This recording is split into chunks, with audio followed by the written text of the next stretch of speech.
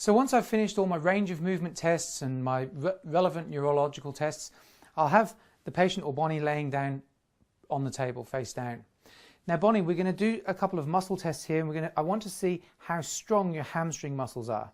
So if you could start off, bend your left knee for me please. And it's always good when the patient's laying down, sometimes left and right gets a bit confusing, so if you want to use the left leg, just give it a little tap.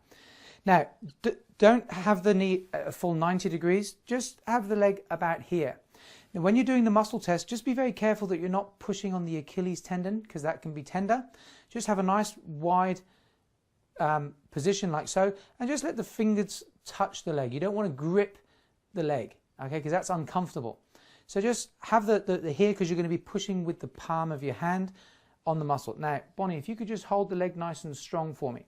So this test is just establishing that there's good power, good strength in the leg. Now, if you have a young patient or an elderly patient, you may not need to push nearly as hard, okay, because it's not a wrestling match. With a muscle test, really, it's not so much how much overall strength they have, it's the speed of response. Just relax there for me, Bonnie, please, and then we'll test the other side. If you have a stronger patient, maybe someone who's not quite so sure about the whole principle of muscle testing, you can always demonstrate to them just how strong they are to start with. So hold nice and strong for me, Bonnie. Hold and just see. So the hamstring muscle is not a muscle that you can easily, just relax, cheat with, because the hamstring muscle is typically 4 to 5 times stronger than the upper body. So a perfectly good hamstring, I shouldn't be able to overpower with my arm strength. So I like to start with the hamstrings. I like to use the hamstrings to test the nerves all the way up through the whole spinal cord. So Bonnie, what we're going to do now is we're going to try and locate where the stress is coming from that may be affecting your health. So what we're going to do, just with very light fingertip pressure, I'm going to isolate each nerve as it comes off the spinal cord and goes into your body. Now, if we come across a problem, you may find that the muscle goes weaker. So if you could bend the knee for me there, please. Hold nice and strong. So what I try to do is then find an area where there's maybe nerve stress on the body, so I can demonstrate the difference in how the strength actually feels. So hold nice and strong for me, Bonnie, please. Good. So then we'll start off with the coccyx nerve on the left, the coccyx nerve on the right, the sacral nerve on the left, the sacral nerve on the right. Okay, so here we can demonstrate a weakness. Okay, now how does that feel, Bonnie?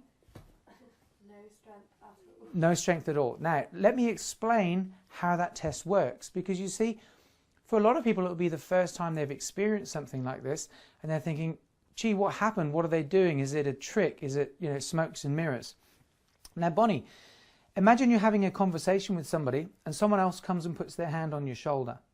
Now, typically, you can continue that conversation and be aware there's somebody there, yes? Mm-hmm. So always ask the patient if they understand. Yeah, of course, that makes sense. Now, Bonnie, imagine you've got a nice fresh bruise on the shoulder here.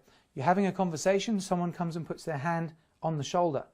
Automatically, you're going to turn, kick, punch, scream. You're going to do whatever you can to protect yourself. Sometimes even just before they touch it. Have you ever had that happen before? No, but I know what you mean. You know what I mean? Okay. So exactly the same principle.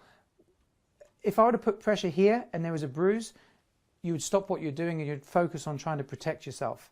When I put pressure here on the sacral nerve, exactly the same reflex is in play. And your reflexes overpower what you're consciously trying to do here, because it's more important for your body to protect you than it is to show off how strong your leg is. Mm-hmm. So once you've established how the test works and it makes sense, then you can start going into exactly what that nerve may be affecting. So as I go through the body, wherever I find a weakness, I'll then explain where that nerve travels to and what kind of things it may influence. So let's start from the beginning, and we'll go through each nerve in turn, right the way up through the spinal cord. So again, doing the muscle test, we check to make sure the muscle's nice and strong to begin with, and we can use either leg. It doesn't have to always be the same side, so that allows the patient to relax. One other thing, just beware if the patient has a tendency to go into a cramp. Okay, because if they start to cramp, obviously it's going to be uncomfortable, and if the muscle does cramp, maybe just do some reflex, just do some rubbing, increase the circulation to help release the cramping, and then use the other side.